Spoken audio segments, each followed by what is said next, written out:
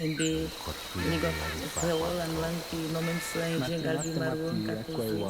Vozes que clamam por escuta, justiça e que ecoam nas matas e nas línguas que resistem com coragem.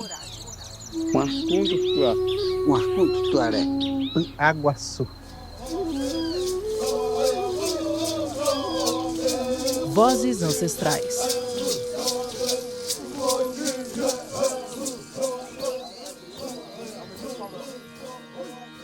Estamos em Brasília, Distrito Federal. Entre as capitais, Brasília é que tem o terceiro maior número de pessoas que falam línguas indígenas dentro de domicílios, 60. Esse dado é do último censo do IBGE de 2022.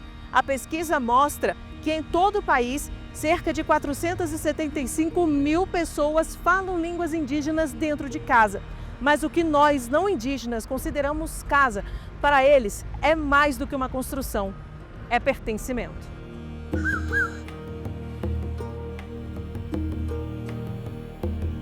Território, para nós, tem um termo chamado na língua, que chama-se tecorrá, o lugar da minha existência. Na lógica de Estado, território significa a dimensão do meu domínio, onde o Estado tem um domínio territorial. Na ótica dos povos, é a dimensão da existência. São povos originários que já existiam, né, já estabeleciam aqui na época da chegada dos primeiros colonizadores no Brasil, em 1500, né, e estão presentes até hoje, né, com várias etnias diferentes, uma das outras, com línguas e culturas. Essa diversidade não se resume a quem são esses povos, mas como vivem, falam e se relacionam com a terra, cada um com a sua particularidade. E é por isso que o direito precisa reconhecer essa pluralidade e protegê-la. E é aí que a justiça age. A Constituição abraçou, né, esse movimento de demarcação pelas terras, que tem um elemento muito importante, que é essa ocupação tradicional, que abrange também os espaços espirituais ou lugares sagrados, que não tem nenhuma casa, mas tem uma mata, tem uma floresta, tem um rio, que o povo considera na sua cosmologia, na sua cultura, na sua religião, como um espaço fundamental para a existência daquele povo.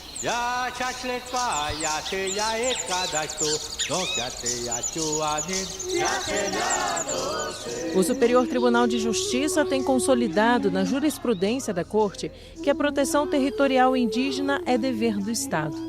Em julgamento da primeira turma, o STJ determinou a criação de área destinada ao povo Fulcaxó, no estado de Alagoas, reconhecendo que a demora do poder público não pode impedir um direito constitucional.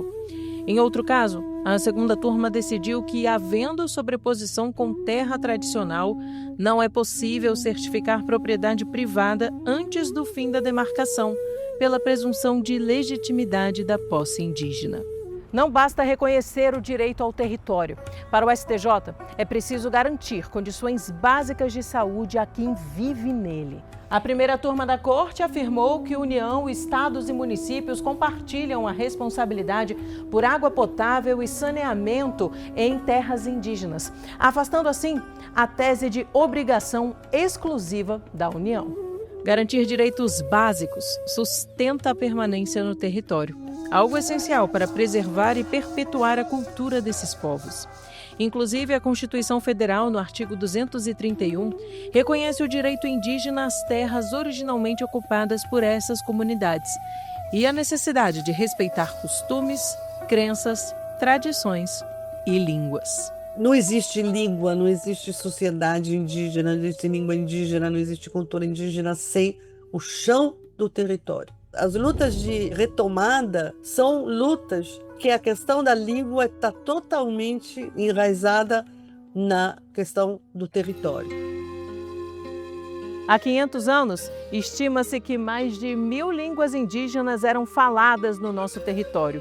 Hoje, Aproximadamente 295 seguem vivas, sustentadas por 391 povos. A língua ticuna foi a que registrou o maior número de pessoas indígenas falantes, com cerca de 51 mil pessoas, sendo quase 90% residentes dentro de terras indígenas. Em seguida, vêm as línguas Guarani-Kaiowá e Guajajara. Nhengatu é a língua indígena mais falada em áreas urbanas, com mais de 10 mil falantes, em torno de 40% deles em cidades. Houve uma perda de mais de 80% das línguas. Então, o que sobra é menos do que o 20% do que existia no momento em que chegam os colonizadores que atravessaram o Atlântico com suas caravelas, né? Então, houve uma perda gigantesca, evidentemente. E essa perda é dada pela destruição dos povos indígenas, né? Pelo genocídio físico, pelas doenças infecto-contagiosas trazidas pelos colonizadores. Quando morrem os falantes, morre a língua. A perda é global e a resposta também precisa ser.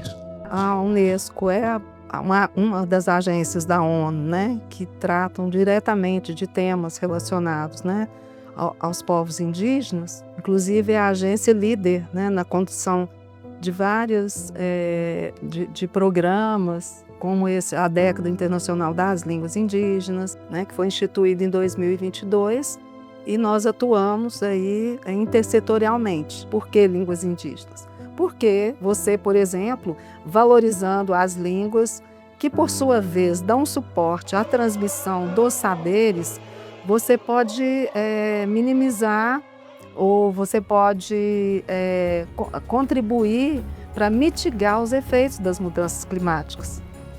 O futuro das línguas indígenas não depende de um único ato, mas de continuidade. Quando o sistema de justiça abre espaço para essas vozes, o debate deixa de ser apenas sobre direitos no papel.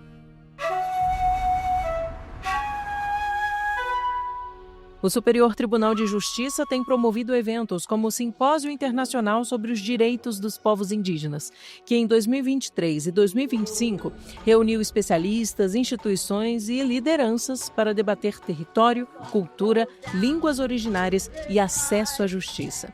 Um espaço de escuta e diálogo, com participação indígena, inclusive em línguas tradicionais.